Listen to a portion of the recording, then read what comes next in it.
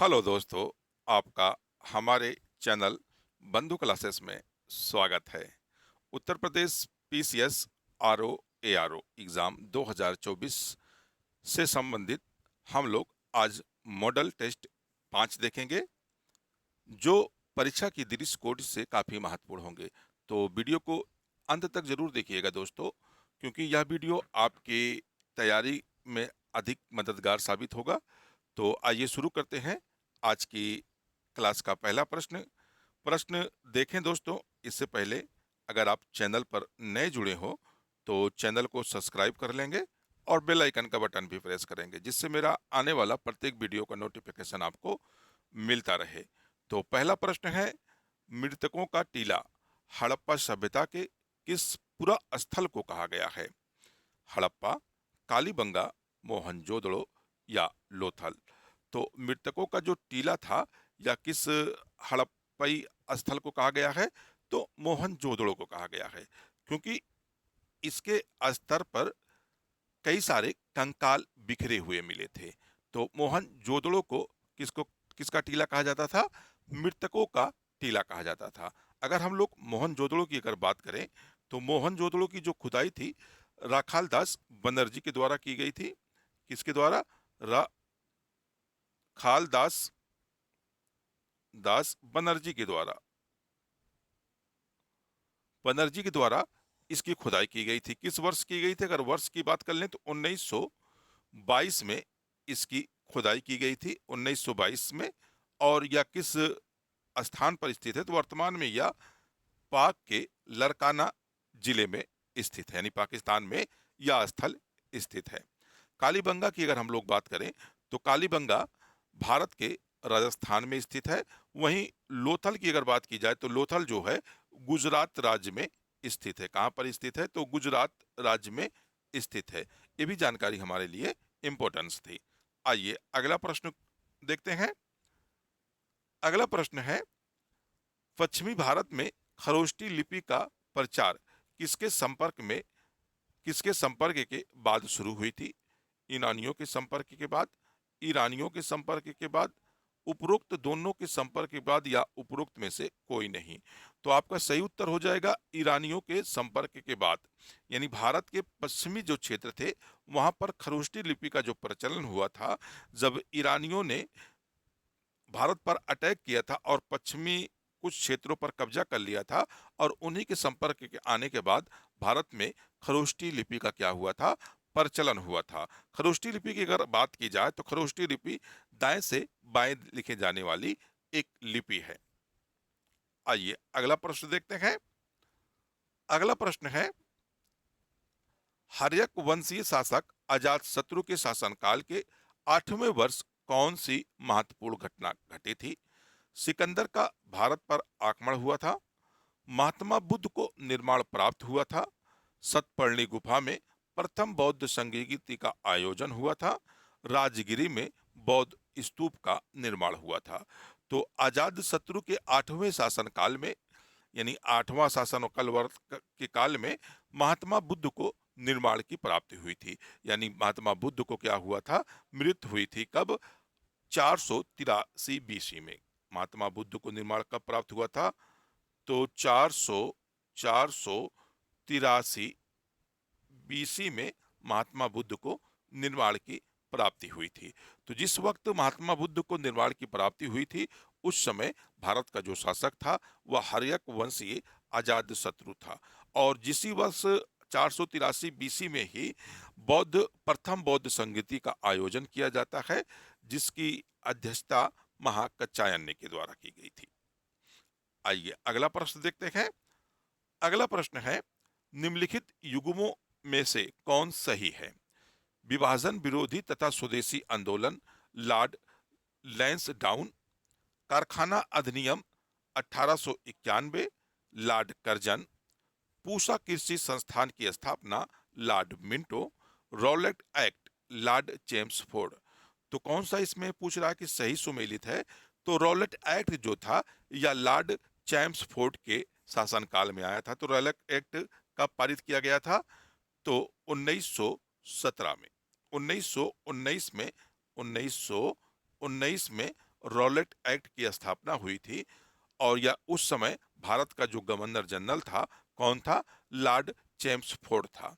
वि, विभाजन विरोधी आंदोलन की अगर बात करा जाए या हम स्वदेशी आंदोलन की बात करें तो यह लॉर्ड कर्जन के शासनकाल में चालू शुरू किया गया था।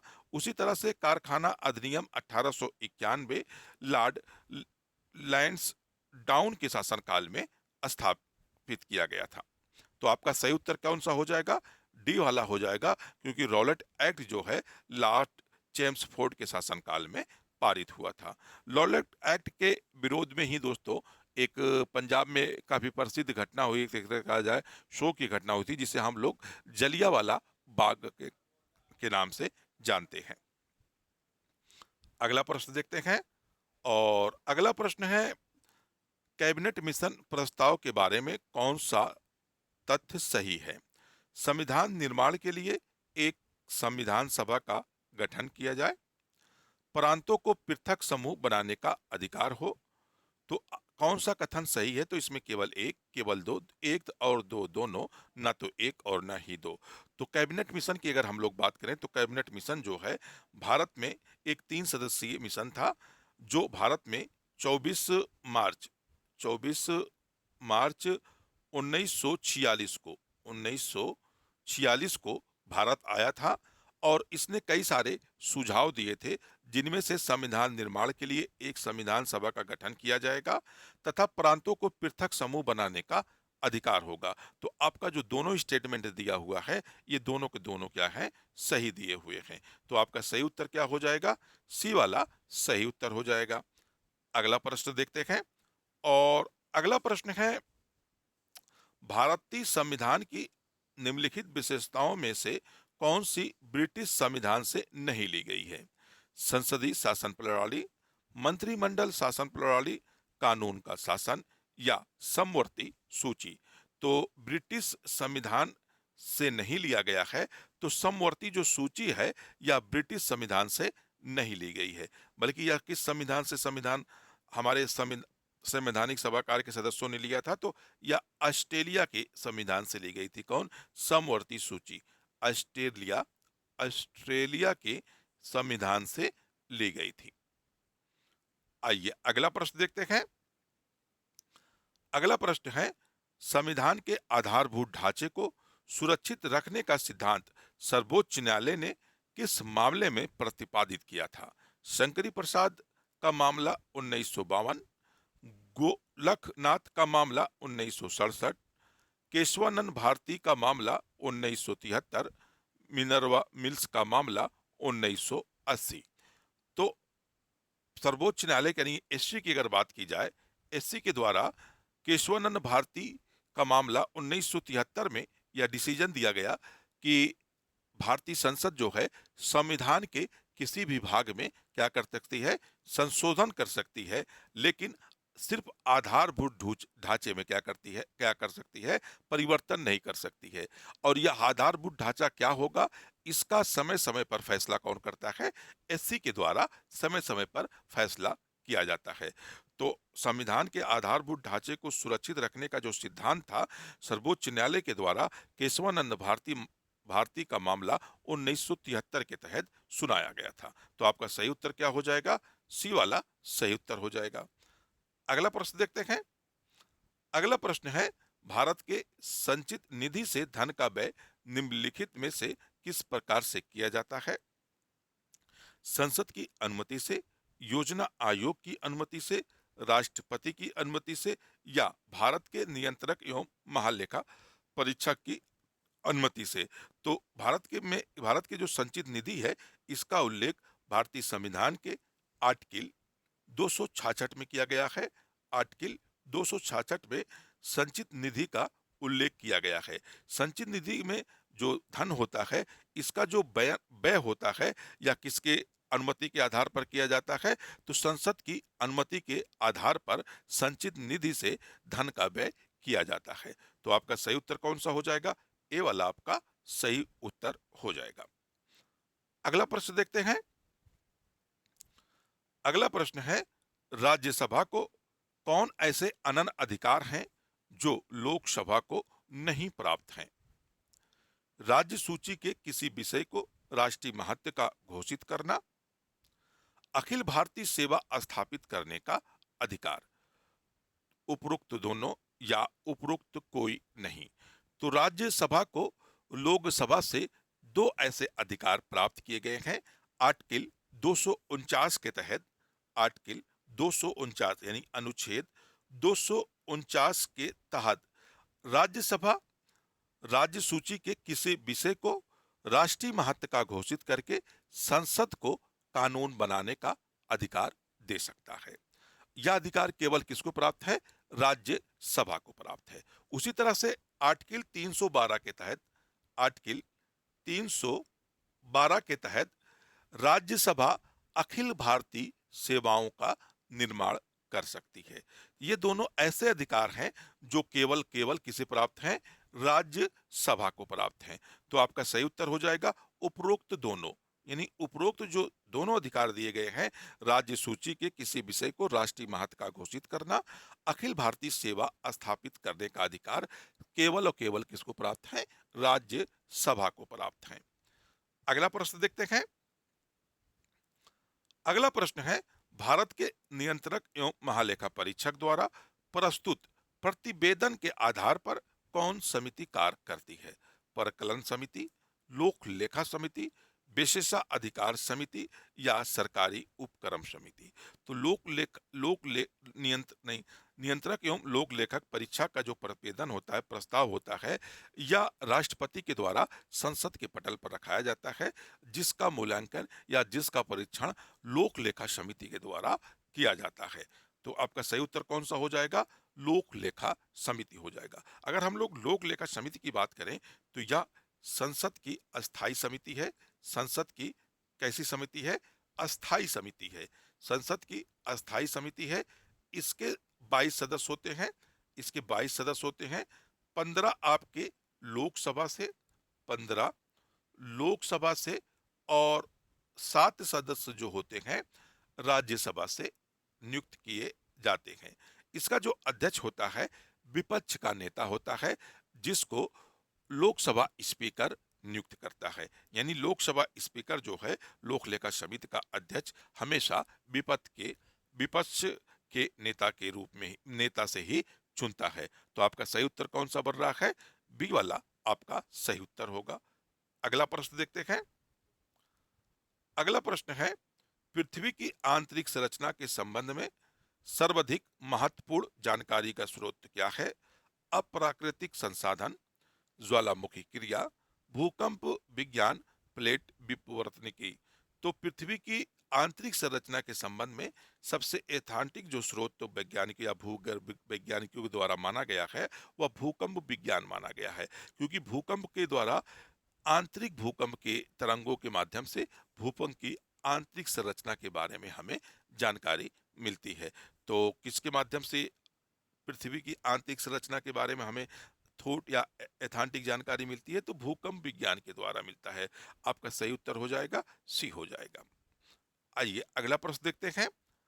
अगला प्रश्न है, भारत में वनों की ताजा स्थिति के संबंध में रिपोर्ट कौन जारी करता है? वन अनुसंधान संस्थान देहरादून, भारतीय वन सर्वेक्षण विभाग देहरादून, राष्ट्रीय पर्यावरण शोध संस्थान नागपुर, केंद्रीय शुष्क भूमि अनुसंधान जोधपुर। तो आपका सही उत्तर हो जाएगा भारतीय वन सर्वेक्षण विभाग देहरादून के द्वारा प्रत्येक 2 वर्षों के पश्चात वन संबंधी रिपोर्ट जारी की जाती है। नेक्स्ट क्वेश्चन देखते हैं। अगला क्वेश्चन है, ओरांव जनजाति किस राज्य से संबंधित है? तो ओरांव जनजाति जो है झारखंड में निवास करती है। आपका सही उत्तर कौन सा हो जाएगा? सी वाला सही उत्तर हो जाएगा, ओरांव जनजाति। अगला प्रश्न देख लेते हैं। अगला प्रश्न है, निम्नलिखित में से कौन सुमेलित नहीं है? लेपुलेख उत्तराखंड, नाथुला अरुणाचल प्रदेश, रोहतांग हिमाचल प्रदेश, पालघाट केरल। तो आपका सही उत्तर हो जाएगा नाथुला। नाथुला सही सुमेलित नहीं है, क्योंकि नाथुला जो दर्रा है वह कहां पर है? अरुणाचल प्रदेश में ना स्थित होकर या सिक्किम में स्थित है। कहां पर स्थित है? सिक्किम में स्थित है। आपका सही उत्तर क्या होगा? नाथुला हो जाएगा। अगला प्रश्न देखते हैं। अगला प्रश्न है, भूकंप मूल वह स्थान होता है जहां धरातल पर भूकंपी लहरों का सर्वप्रथम ज्ञान होता है, जहां से भूकंप की उत्पत्ति होती है, जहां से भूकंप की उत्पत्ति के पश्चात उठी लहरें नीचे ठीक नीचे स्थित स्थान तक यात्रा करके पुनः वापस लौट जाती हैं, या उपरोक्त में से कोई नहीं। तो भूकंप मूल वह स्थान होता है जहां से भूकंप की उत्पत्ति होती है, उसी सेंटर को कहा जाता है फोकस सेंटर, यानी भूकंप मूल कहा जाता है। तो आपका सही उत्तर हो जाएगा बी वाला, आपका सही उत्तर हो जाएगा। अगला प्रश्न है, वर्ल्ड हाइड्रोजन समिट 2024 का आयोजन किस देश में किया गया है? यूएसए, जापान, नीदरलैंड या चीन? तो इस बार वर्ल्ड हाइड्रोजन समिट 13 से यानी 13 से 15 मई 2024 में कहां पर आयोजित किया गया? तो नीदरलैंड में आयोजित किया गया। और इसी वर्ल्ड हाइड्रोजन समिट में भारत के द्वारा पहली बार अपने पवेलियन का निर्माण किया गया, और जिसका उद्घाटन भूपेंद्र हुड्डा के द्वारा किया गया था। अगला प्रश्न देखते हैं। अगला प्रश्न है, हाल ही में खबरों में रहा चाबहार बंदरगाह किस देश में स्थित है? Pakistan, Qatar, UAE, Iran? तो चाबहार बंदरगाह जो है यह कहां पर स्थित है? ईरान में स्थित है। क्यों ये चर्चा में था? क्योंकि अभी हाल ही में भारत और ईरान के द्वारा इसके संरक्षण या इसके संचालन के लिए 10 वर्षीय 10 वर्षीय समझौता, यानी द्वितीय समझौता, 10 वर्षीय द्वितीय समझौता भारत और ईरान के मध्य किया गया है। अगर चाबहार बंदरगाह की बात करें तो चाबहार बंदरगाह जो है ओमान की खाड़ी के दक्षिण पूर्व में स्थित है। अगला प्रश्न देखते हैं। अगला प्रश्न है, पेरिस ओलंपिक 2024 के लिए कोटा हासिल करने वाले पहले भारतीय पुरुष रेसलर कौन बने थे? अमन शाहरावत, विवेक चोपड़ा, दीपक दहिया या बजरंग पूर्निया? तो पेरिस ओलंपिक 2024 का आयोजन पेरिस में संपन्न हो चुका है, जिसमें भारत ने 1 सिल्वर और 6 कांस्य के साथ कुल 7 मेडल प्राप्त किए हैं पेरिस ओलंपिक 2024 में। लेकिन अगर पेरिस ओलंपिक 2024 में कोटा हासिल करने वाले पहले भारतीयों की बात की जाए तो अमन सहरावत ने यह कारनामा किया था कि पेरिस ओलंपिक के लिए पहले भारतीय थे जिन्होंने कोटा हासिल किया था। आइए अगला प्रश्न देखते हैं। अगला प्रश्न है, भारत फ्रांस संयुक्त सैन्य अभ्यास शक्ति के 7वें संस्करण का आयोजन किस राज्य में किया गया है? तो यह जो सैन्य शक्ति अभ्यास है इसका आयोजन इस बार मेघालय में किया गया था। कहां पर किया गया था? मेघालय में किया गया था। और यह 2 वर्षीय सैन्य अभ्यास है। कितना? 2 वर्षीय 2 वर्षीय सैन्य अभ्यास है, जो प्रत्येक बारी बारी से भारत और फ्रांस में किया जाता है। इस बार का जो अभ्यास था 2024 का, वह भारत में आयोजित किया गया था। और इससे पहले जो अभ्यास किया गया था वह कहां पर किया गया था? तो फ्रांस में किया गया था। तो आपका सही उत्तर होगा, इस बार का जो सैन्य अभ्यास था कहां पर किया गया? 7वें संस्करण का तो मेघालय में किया गया था। आइए अगला प्रश्न देख लेते हैं। अगला प्रश्न है, दुनिया की सबसे ऊंची चोटी माउंट एवरेस्ट को सर्वाधिक बार फतह करने का रिकॉर्ड किसने बनाया है? पशंग दावा शेरपा, का कामी रीता शेरपा, लखफा शेरपा या इनमें से कोई नहीं? तो दुनिया की जो सबसे ऊंची चोटी है माउंट एवरेस्ट पर 29वीं बार, कितनी बार? 29, यानी 29वीं बार चढ़ाई कर कर कामी रीता शेरपा ने विश्व रिकॉर्ड अपने नाम किया है। तो कौन सी है जिसने माउंट एवरेस्ट पर सर्वाधिक बार फतह करने का रिकॉर्ड बनाया है? तो कामी रीता शेरपा हैं, जिन्होंने 29वीं बार माउंट एवरेस्ट को फतह किया है। इन्होंने अपनी पहली चढ़ाई थी, या एक तरह से कहा जाए पहली बार जो फतेह किया था माउंट एवरेस्ट को, तो वर्ष 1994 में इन्होंने माउंट एवरेस्ट को पहली बार फतेह किया।